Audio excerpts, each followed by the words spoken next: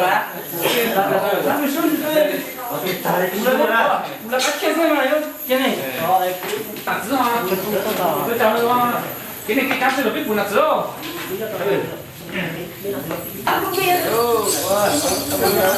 sao nào cái gì đấy muốn tôi làm tôi tầm nó tầm nó đâu tôi giờ muốn tôi lo rồi sao nào à, con để con ha. Con từ đây. Dạ, sao hả? Tôi không lau được đâu.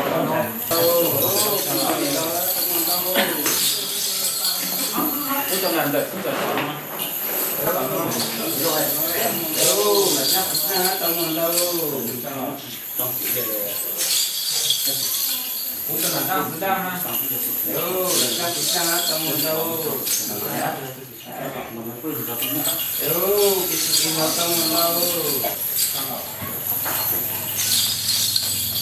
cũng cái sợi cái lò ăn, đâu cái đâu trong một đâu, đâu cái thuốc trong một đâu, đây là cái gì vậy? Ini pun tahu. Yo, ini pun tahu tahu. Chalo. Yo. Chalo. Kita bila kau tahu. Yo, nak kau tahu. Chalo. Cukup kau. Kita nak tahu. Yo, tahu. Cái này cái sản phẩm nó thay hóa thì kiểu cái nào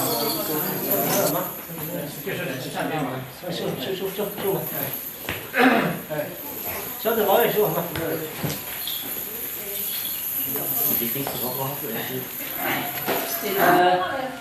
bây giờ thì chưa được thầu lại thầu tàu máy nó có tàu mua là nhà cả đây dạ hoặc là buổi đầu giảng sự là tôi sẽ tổng tổng thì rằng thì lên làm cái giảng là sao thế sao sai chạy đó hơn buổi đầu giảng thì đúng một ô lệ trên đi đâu à đâu để tao mà nhưng để là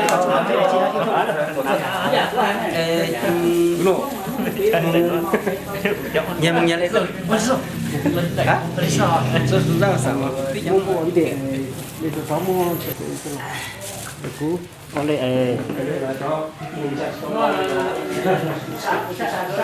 thì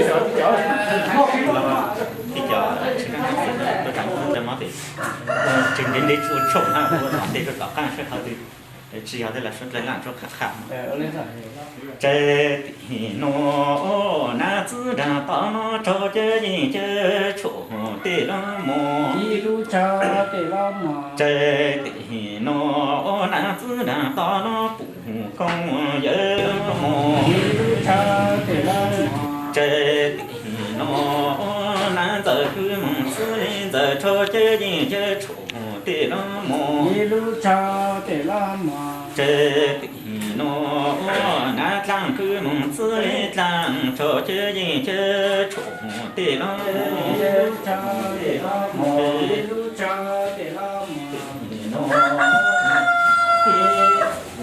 cứ mong chơi đi lò cho chơi gì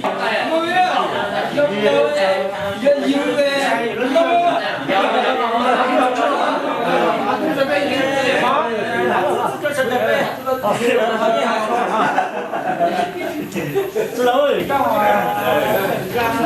ra thì là khâu báo mà ta chính cái số này các khâu là thịt chảo thì chẳng là tổ này nhưng mà là không phải mày này không sao ôn lính mình ra bình thường hầu đủ ba lầu nhẹ cho y cháu y la mồ đủ đi cho y đô mồ nhẹ na giờ tư liên giờ nhẹ nhị cho nhị cho đi la mùa ta cho nhị cho đi la mùa đi la mùa đi la mùa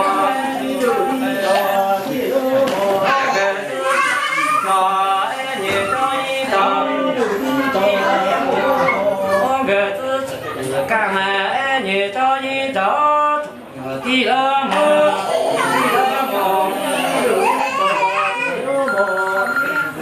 thôi là nãy giờ mình có đi chợ từ lúc sớm chơi không chịu không lên rồi không đi đâu mà không đi đâu mà sao ăn chốt không lên vậy nhá biết rồi đó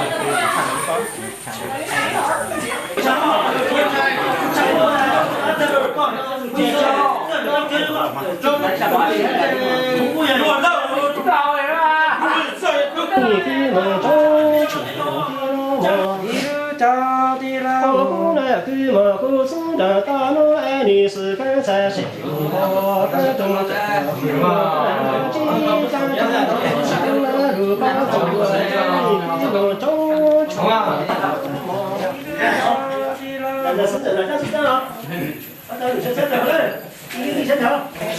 Bây giờ bà không sao mà. Mình cái món đó thì tí chó.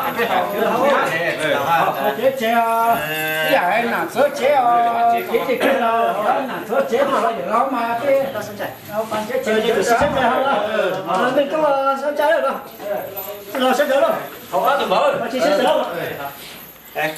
Cái cái hồi chế sớ chế này.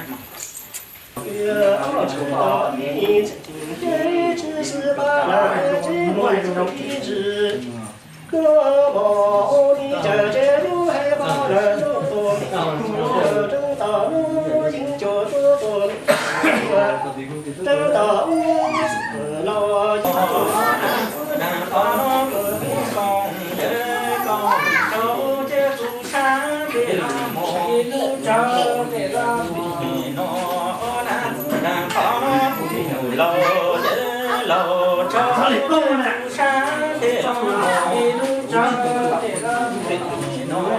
nó tờ mong tờ tấm tấm Hãy subscribe cho kênh Ghiền Mì Gõ